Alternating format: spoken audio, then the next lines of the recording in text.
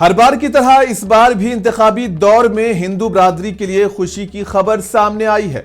जी हां, अयोध्या में अजीमुश्शान श्री राम जन्मभूमि मंदिर की तामीर आखिरी मराहिल में है और एक तारीखी लम्हा भी रौनुमा होने वाला है।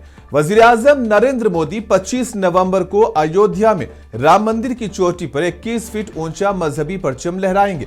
परचम कुशाई की यह तकरीब बाज़ाब्ता तौर पर मंदिर की तामीर की तकमील को निशान इज्जत करेगी।